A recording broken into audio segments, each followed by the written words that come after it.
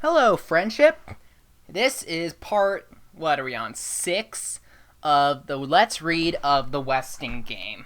Let's get started. Chapter 16, The Third Bomb. Boom! Grace Wexler slammed the door on the delivery boy's face and returned to her party with a pink ribboned gift. The gossiping guests were sipping jasmine tea from Westing paper party cups, nibbling on tidbits from Westing paper party plates, and wiping their fingers on Westing paper party napkins. Madame Hughes, served in a tight-fitting silk gown, slid up to her thigh. The costume as old-fashioned and impractical as bound feet. Women in China wore blouses and pants and jackets. That's what she would wear when she got home. Grace clapped her hands for attention. Girls, I know it's time for the bride-to-be to open her presents. Angela, you sit there and everybody gather around. Angela did as her mother said.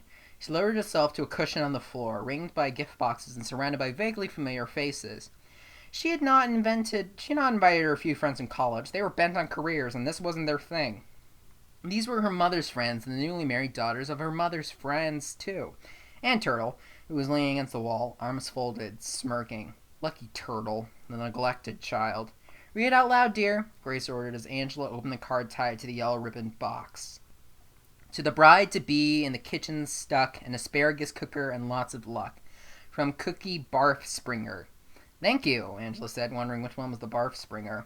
The next gift was an egg poacher. The box and pink ribbons contained another asparagus cooker.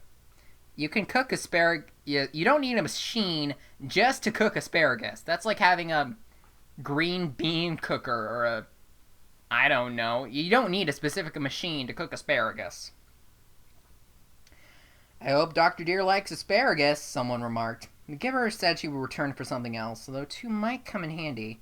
A doctor's wife has so much entertaining to do. Okay, if you entertain and serve asparagus, you fail at life. I just really hate asparagus. Angela glanced at her watch and reached for a tall, thin carton wrapped in gold foil. Look how Angela's hands are shaking. She's nervous as a groom. Giggles. Bride-be jitters. More giggles. Slowly, Angela unknotted the gold ribbon. Carefully, she unfolded the gold foil. How neatly she did everything. The perfect child. Not like Turtle, who ripped off wrappings, impatient to see what was inside. Hurry up, Angela. You're such a poke, Turtle complained. Suddenly, there she was, kneeling down to peek under the lid. Get away! Angela cried, jerking the gift up and away from her sister as the lid blasted off with a shattering bang. Bang! Bang! A rapid rat-tat-tat. Rockets shooting, fireballs bursting, comets shrieking, sparks sizzling. 24 framed flower prints fell off the wall. And then it was over. Screams hushed to whimpers as the trembling guests crawled out from under tables and peered out of closets. Is anyone hurt? Grace Westler asked nervously. Other than being scared out of 10 years of their lives, thank you, they were fine. Where's Angela? Angela was still seated on the cushion in the middle of the floor. Fragments of the scorched box lay in her burned hands. Blood oozed from an angry gash on her cheek and trickled down her beautiful face. Uh-oh. This the bomber, man. Heirs beware, Sam Westing had warned. They should have listened. Now it was too late. The suspicious heirs gathered in the lobby around the police captain called in by Judge Ford. One of them was a murderer, they thought, and one of them was a bomber, and another one was a thief. But which was which and who was who? Or could they all be the same person? Some game, Monsieur grumbled, unwrapping a chocolate bar. One ulcer wasn't enough. Sam Westing had to give him another 3. Some game. The last one alive wins. Now there's a likely suspect, Otis Amber thought. Who the inventor? Who the angry man? The madman? The last one alive wins, Flora Bonbeck repeated. Oh my, that's a terrible thing to say. Can't trust that dressmaker, Mr. Who thought. How come she's grinning at a time like this? The captain offered no time at all. Neither the bomb squad nor the burglary detail have enough evidence to search the apartments, he explained. You call that justice? Sandy asked. Good-natured saying he couldn't be the one. He wasn't in the building when the first 2 bombs went off, or when the judge's watch was stolen, Jake Wexler thought. On the other hand, he sure did hate Sam Westing. What does hating Sam Westing have anything to do with being the burglar or the bomber? Yes, Mr. McSuthers, justice is exactly what I call it. Not her, not the judge, in spite of her clues, Chris thought, unless she's one of those Black Panthers in disguise. Okay, the Black Panthers did some crazy stuff, but I don't think they bombed bridal showers, unless I'm not caught up in my history. They weren't gas explosions, they were bombs, right? Theo pressed the captain. A nice kid, that Theo. Doug, too, Flora Bombeck thought. How often had she seen television interviews of next-door neighbors saying, "Can't believe he killed 13 people. He was such a nice kid. Oh my, what's gotten into me thinking such a thing?" The captain would not call them bombs. More like childish pranks, he said. Childish pranks? That brat's capable of anything. Turtle stuck out her tongue at the sneering Doug who. Evil pranks the devil, Crow muttered. Her blessed Angela was almost killed. Crow could be the one, bringing hellfire down on all of us, Theo whispered to Chris. But she wasn't in the building when the first 2 bombs went off. Yes, she was. No, she wasn't. The captain described the so-called bombs. Just a few fireworks triggered by a squat, striped candle set in the tall, open jar. The ribbon probably hid the air holes in the box. No one would have been hurt if the young girl had not tilted the box toward herself. A time bomb, Grace Webster said, glaring at the person who delivered the gifts. An unhappy woman, the self-appointed heiress, the judge thought. Unfulfilled, possibly disturbed. Capable of burglaries, perhaps, but not the bombings. She wouldn't have hurt her own daughter. At least, not Angela. "Don't look at me like that," Otis Amber shouted at Mrs. Wexler. "I don't own no striped candles, or no fireworks, neither." That idiot's the likeliest of all, Grace thought, but he wasn't around when the coffee shop blew up. The excitement was too much for Chris Theodorakis. That was one heir no one suspected. And Angela, of course. No one would suspect her. Otis Amber was not even sure of that. "Still waters run deep," he said. Turtle could not let him get away with that, even if it was true. "Otis Amber limps," Chris noted the next day. Her family kept reassuring her. "You're going to be fine, Angela, just fine." A loud snore that erupted from the next hospital bed was Sidel Pulaski pretending to be asleep. "I still don't remember," Angela muttered. Her bandaged cheek made speaking difficult. Her face hurt, and her hands hurt. Hurt a lot. "Traumatic amnesia," Jake Wexler said. "It happens after sudden accidents. Don't worry, Angela. Angie Pie, you're going to be fine." "You're going to be fine, Angela, just fine," Grace said despondently. "I'll be back tomorrow. Come, Turtle. In a minute." Turtle waited for the door to close. She touched her sister's bandaged hands. "Thanks." "For what?" Another snore from Sidel. "Just thanks. The fireworks would have gone off in my face if you hadn't pulled the box towards you. Here, I brought you your tapestry bag. I didn't look at your notes or clues, honest." But she removed the incriminating evidence. "Turtle, tell the truth. How bad is it?" "The doctor had to take some glass out of your hands, but no stitches. And the burns will heal okay. And my face? Some scarring. Not bad, really. Besides, Angela, you were always saying that being pretty wasn't important. It's who you really are that counts." Angela wondered about that. Maybe she was wrong. Maybe pretty was important. Maybe she was crazy. She must have been crazy. "Don't worry, you'll still be pretty," Turtle said. "But wow, that sure was a dumb thing to do." Sidel Pulaski's eyes popped open in surprise. Quickly she squeezed them shut and uttered a loud snore. "Well, what do you know? Her sweet, saintly partner was the bomber. Good for her." Wow! Angela was the bomber. That's one person no one suspected. And you know what? It kind of makes sense. One of those 2 kids was gonna grow up to be like a serial killer one day because of Grace. Grace being awful. Like really bad. Chapter 17. Some Solutions. Monday was a gray, rainy day. Depressing. So was the stock market, which fell another 6 points. Turtle was jittery. All the heirs were jittery. The bomb squad was called in several times to examine suspicious parcels. One turned out to be a sealed vacuum cleaner bag full of dust that Crow had set behind the incinerator door. Another was a box delivered to Mrs. Wexler. In it were bonbons, her favorite, and a note. "Love and kisses, Jake." "What do you mean, how come? Can't I send candy to my wife without getting the 3rd degree? I thought you were looking on the thin side, okay?" Grace made him eat the first piece. The next day, Grace received a larger box.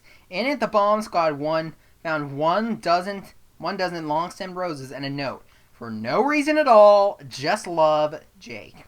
The bomb squad was called again when Turtle ran after her partner through the lobby, shouting, "Mrs. Bomback! Mrs. Bomback!" Someone thought she had shouted, "Bomb! Bomb!" A hollow wind wailed through damp Tuesday. In the morning, the stock market rose another 3 points.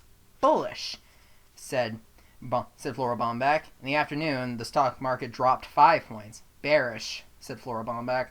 Those were the only 2 trading terms that she had learned at this point. Madam Who, a quicker student than the dressmaker, had learned more words. Partner, money, house, tree, roads, pots, pans, okay, football, good, rain, spare ribs. Her teacher, Jake Wexler, visited her in the kitchen before she sat down to his daily lunch in the Chinese restaurant. Today, his wife and Jimmy Hu agreed to eat with their only customer on the promise that he would help them with their clues and not take a share of the inheritance if they won. Grace laid her 5 words on the table. These are the clues? Jake looked down on purple waves for fruited sea. He switched 2 squares of Westing Super Strength towels. Purple fruited makes more sense. How about grapes or plums? Grace was about to insist on purple waves, but plums reminded her of something. Plum, she said aloud. Plum! Wasn't the lawyer's name Plum? You're right, Grace, Mr. Hu said excitedly. You're absolutely right. He tore one of the clues in 2. Fruit, Ed. Ed, purple fruit. Ed, plum. We got it. We got it, Grace cried, leaping on to embrace her partner. I never did trust lawyers, Mr. Hu shouted gleefully. What about your other clues? 4 sea waves, Jay gasped, but the happy, hugging, and dancing, celebrating pair did not hear him. Boom! Said Madam Hu, pacing a place of spare ribs on the table. That word she had learned from Otis Amber. Sandy was proud of the notebook he bought, with his glossy cover photograph of a bald eagle in flight. Sort of appropriate, explained the judge. Fits with Uncle Sam and all that. In it, he painstakingly entered the information culled from reports of the private detective delivered each day to Judge Ford's office. Photostats of birth certificates, death notices, marriage licenses, driver's license, vehicular accident reports, criminal records, hospital records, school records. To these, the doorman added to the results of his own snooping. My investigator is having a difficult time getting the not-so-public records of Westingtown, the judge says. I'll have to put the Westings aside and begin with the heirs. Since we're feasting on chicken and water chestnuts, Sandy said, let's start out with the Whos. Doug had delivered down. He read aloud from his entry. Hu. James Shin Hu, born James Hu in Chicago. Age, 50. Added Shin to his name when he went to the restaurant business because it sounded more Chinese. First wife died of cancer 5 years ago. Married him again last year. He has 1 son, Douglas. Son Lin Hu. Age, 28. Born in China. Immigrated from Hong Kong 2 years ago. Gossip. James Hu married her for a 100-year-old sauce. Douglas Hu. Called Doug. Age, 18. High school track star, is competing with Saturday's track meeting against college milers. Westing connection. Who sued Sam Westing over the invention of the disposable paper diaper? Case never came into court. Westing disappeared. Settled with the company last year for $25,000. Thinks he was cheated. Latest invention? Paper inner soles. I can take some credit for those paper inner soles, Sandy bragged. My feet were killing me standing at the door all day, so I said to Jimmy, Jimmy, if only someone could invent a good inner sole that didn't take up so much room as those foam rubber things. And sure enough, he did it. Great, I got a pair of my shoes right now. You want to see? No, thank you. The judge was eating. It was past midnight when Theo finished his homework in the dim light of the study lamp. The wind was still howling and something, a word, a phrase, was still eluding him. He had been studying solutions in chemistry. Solutions, that was it! The solution was simple, the will said. He was sure of it. By changing 4 and the into the numbers 4 and 3, Theo has managed to be able to arrange the clues into a formula. Whether or not it was a chemical solution, let alone the Westing solution, was another matter. N, H is 4, no, the 2. NH4NO3. That's ammonium nitrate. That's fertilizer. The 4 clues were left out. I, S, T, and O. Isto, Osid, Itso, Otis. Otis! He had it! A formula for an explosive and the name of the murderer. He had to tell Doug. We're going. Shh! Theo smoothed the blanket over his sleepy brother in the next bed, struggled into his bathrobe, and stumbled over the wheelchair as he tiptoed out of the room. The elevator made too much noise. Used the stairs. Sometimes cold. He forgot his slippers. 2 unmarked doors. Which one? Tap, tap, tap. A grunting voice, dragging footsteps. Please let it be, Doug. Not Mr. Hu or Judge Ford. It was Crow. Clutching her robe about her gaunt frame, her unknotted hair hanging long and limp, she tried to focus her dulled eyes on the shocked face of her visitor. Theo! Theo, the wind! I heard the wind. I knew you would come. Me? Grasping his hand, she pulled him into the maid's apartment between 4C and 4D and shut the door. We are sinners, yet we shall be saved. Let us pray for deliverance. Then you must go to your angel. Take her away. Theo found himself kneeling on the bare floor next to the praying Crow. He must be dreaming. Amen. Chapter 18. The Trackers. It was Flora Bomback who braided Turtle's hair now, sometimes in 3 strands, sometimes 4, sometimes twined with ribbons, while Turtle read the Wall Street Journal. Listen to this. The newly elected chairman of the board of Westing Paper Products Corporation, Julian R. Eastman, announced from London where he is conferring with European management that earnings from all divisions are expected to double for the next quarter. That's nice, Flora Bomback said, not understanding a word of it. Turtle gave the order for the day. Listen carefully. As soon as you get to the broker's office, I want you to sell AMO, sell SEA, sell MT, and put all the money into WPP. Okay? Oh my. That meant selling every stock mentioned by their clues and buying more shares of Westing Paper Products at a loss of thousands of dollars. Whatever you say, Alice, you're the smart one. Flora Bomback's hands were gentle. They never hurried or pulled a stray hair. Flora Bomback loved her. She could tell. I like when you call me Alice, Turtle said, but I better not call you Mrs. Bomback anymore because of the bomb scare, you know. Calling her Flora would spoil everything. Maybe I could call you Mrs. Baba? Why not just Baba? That's exactly what Alice wanted to hear. Was your daughter, Rosalie, very smart, Baba? My, no, you're the smartest child I've ever met. A real businesswoman.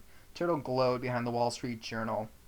I bet Rosalie baked bread and patched quilts and dumb stuff like that. Dressmaker's sure fingers fumbled over the red ribbon she was weaving into the 4-strand braid. Rosalie was an exceptional child, the friendliest, lovingest. Turtle crumpled the newspaper. Let's go. I'm late for school, and you got that big tray to make. I haven't finished tying the ribbons. Never mind. Let them hanging. Turtle felt like kicking somebody. Anybody. Good and hard. Sandy was not at the door when they left. He was in apartment 40, neatly writing in his patriotic notebook information gathered on the next heir. Bomback. Flora Bomback. Maiden name, Florin Miller. Age 30. Dressmaker. Husband left her years ago, sends no money. She had a retarded daughter, Rosalie, a mongoloid child. Sold bridal shop last year after Rosalie died of pneumonia, age 19. Spends most of her time at the stockbrokers. Westing connection. Made wedding gown for Violet Westing, where she had never got to wear. Sandy turned to a fresh page, propped his feet on the judge's desk, and began to read the data supplied by the private investigator on Otis Amber. Laughed so hard he nearly fell off of the chair. Haunted by last night's dream, Theo jogged behind his partner halfway to the high school before he uttered a breathless, "Stop!" Doug, who stopped. Who lives in the apartment next to yours? Crow. Why? Nothing. How come he didn't know that? Because no one ever wonders where the cleaning woman lives, that's why. But he wasn't like that, was he? Still, it must have been a dream. In the dream, the nightmare, Crow had given him a letter, and the only thing he found in the bathrobe pocket this morning was a Westing paper hanky. Hey, wait. Doug had started off again. I figured out our clues. Ammonium nitrate is used in fertilizer, explosives, and rocket propellants. I knew our clues were a pile of fertilizer. Oak replied, jogging easily. Only one thing mattered. Saturday's big track meet. If he won or came in a fast second, he'd have his pick of athletic scholarships. He didn't need the inheritance. Sit still and listen. Theo grabbed Doug by the shoulders and held him flat-footed to the ground. Like it or not, we're partners, and you gotta do your share. Sure, Doug replied. His father was angry, his partner was angry, and the bomber was blowing up Sunset Towers floor by floor. Some game. What do you want me to do? Follow Otis Amber. Head tilted black, Flora Bomback squirted drops in her eyes, blinked, then stared at the moving tape. HR, $1,042.50. WPP, $5,039.25. BRY, 27. TA, $517.25. Z, $5,027.25. WPP, $5,039.50. All right, the stock markets went up a quarter. I don't know much about stocks, but I do know that when the prices go up, that's a good thing. Oh my! Westing Paper Products had jumped 4.5 points. Her eyes must be blurry from the medicine. The dressmaker sat on the edge of her chair, biting her fingernails, waiting for WPP to cross the board again. There, WPP, $40. Oh my, this morning she paid $35 a share. There it goes again, WPP, $40.25. Oh my. After classes, instead of running around the indoor track, Doug, who jogged out of the gym at the shopping center 6 blocks away. There was Otis Amber, placing 2 cake boxes in the compartment of his bike. He picked up the package from the butcher shop and pedaled off, unaware of the sweat-suited figure trotting half a block behind him, and went into Sunset Towers to make his deliveries. Hi, Doug. Gonna run the mile in under 4 minutes on Saturday? Doorman asked. Sure hope so. Do me a favor, Sandy. Give me a loud whistle when Otis Amber comes out, okay? Chip-Tooth Sandy gave such a loud whistle that Otis Amber could have been deafened if the flaps of the aid area of her helmets had not been snug against his ears. Leaving his bike in the parking lot, Otis Amber boarded a bus. Doug ran uphill 5 miles to a house with the placard, E.J. Plum, attorney. He ran another 3 uphill miles out of the bus that took the delivery boy to the hospital entrance. Doug sat down in a waiting room chair, wiped his face on his sweatshirt, and picked up a magazine. Fascinated by the centerfold picture, he almost missed Otis Amber, who dashed out of the hospital as though fleeing for his life. Hiding behind parked cars, Doug followed the delivery boy to another bus, ran 4 miles to his stockbroker's office. How is it that all roads go uphill? From the broker to the high school, from high school, downhill at last. Back to Sunset Towers. The exhausted track star leaned against the side of the building, thankful he was not a long-distance runner. Gotcha! Otis Amber poked a skinny finger into Doug's ribs. He cackled, handing the startled runner a letter. It's from that lawyer, Plum. Says all the heirs gotta be at the Westinghouse this Saturday night. Sign here. With his last ounce of energy, he wrote Doug Who, Myler, on the receipt, then slid down the hall to where he squat. Some Myler. His feet were blistered, his muscles sore, he could barely breathe. He might never run another step in his life. On receiving the notice of the Westinghouse meeting, Judge Ford canceled her remaining appointments and hurried home. Time was running out. Sandy read to her from his notebook. Amber. Otis Joseph Amber. Age 62. Delivery boy. 4th grade dropout. IQ 50. Lives in the basement of Green's Grocery. A bachelor. No living relatives. Westing connection. Delivered letters from E.J. Plum, attorney, both times. I would have guessed Otis had an IQ of -10, Sandy said with a smile. Go on to the next heir, the judge replied. Deer. D. Denton Deer, age 25, graduate of UW Medical School, first-year intern, plastic surgery, parents live in Racine, not heirs. Westing connection. Engaged to Angela Wexler, see Wexlers, who looks like Sam Westing's daughter, Violet, who is also engaged to be married, but to a politician and not an intern. That's awful complicated, I know, the doorman apologized, but it's the best I could do. Pulaski. Sidel Pulaski. Age 50. Education, high school, 1-year secretarial school. Secretary to the president of Schultz Sausages. Is taking her first vacation in 25 years, 6 months saved up time. Lived with widowed mother and 2 aunts until she moved to Sunset Hours. Walked through crutch even before she broke her ankle in the second bombing. Now needs 2 crutches. She paints them. Weston connection? Question mark? We don't have any medical reports on the muscular ailment, Sandy reported. The nurse at Schultz Sausages says she was in perfect health when she left on vacation. Strange. A Pacific malady, no apparent Weston connection. Somehow Sidel Pulaski did not seem to fit in.